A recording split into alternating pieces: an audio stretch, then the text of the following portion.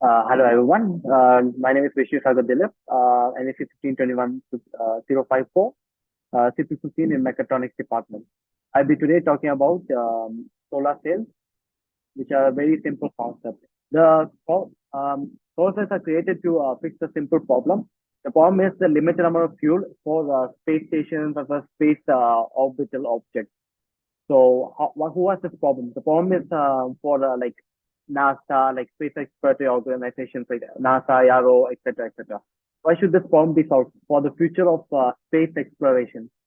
How will I know this problem has been solved? When travel between galaxies is possible. Solar cells, there's a bit of information. Solar cells are simple ways to utilize the power of stars to allow for intergalactic travel. It was originally conceptualized by NASA in 1976 in order to solve the problem of propulsion fluid being limited, heavy as well as expensive. So lightweight technology such as sails at that 1976 was not mature enough at that time, and the mission was deemed unfeasible. However, as more and more advances in design and construction of large solar cells and their hardware systems were made in 1980s and 1990s, the viability of the technology improved and increased. There's a concept of solar cells. The concept is that the size of the solar cell, the larger you make it, the more photons you can trap and have it rebound in order to produce more momentum and increase acceleration. So the sail would vary from size in tens of meters all the way up to thousands of meters in diameter. So this is solar sail, like a concept. It'll be mostly square sometimes. Depending on its mission and destination, it would be changed. The size of the solar sail will be changed. And typically it will be shaped like a square. It can be stored inside a suitcase. The actual solar sail can be stored inside the size of a suitcase. And once it's stored for launch and deployed, the sails can be released and be used as a motion machine.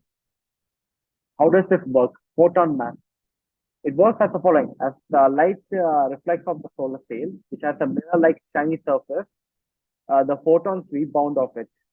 When this happens, the momentum of the photons is transferred into the sail, giving it a tiny push, allowing it to move tiny bit forward. Even one photon will allow it to have a tiny bit of momentum added to it. Oh my. So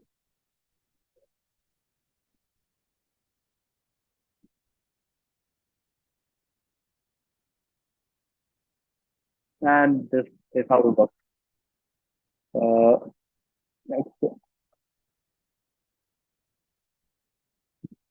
uh, this is how the solar cells actually have the mass.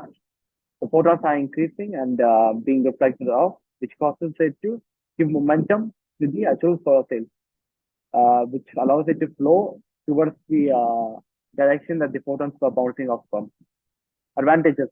The sun will continue to release photons, thus the fuel is near limitless. The increased acceleration will allow for high-speed interstellar travel, and the fuel, because it's coming from the sun, is cheap as well as free. The amount of power is equal to the amount of light focused on the solar cell. No energy needs to be wasted on the compressor and storage of propulsion flow. Disadvantages.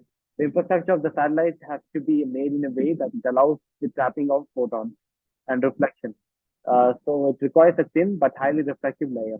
The light has to be concentrated. So we have to focus the light on a point around the solar cell in order to change direction. So the further away you get away from the star, the more difficult it becomes. The propulsion of is inaccurate, but it can be focused more efficiently than liquid propulsion.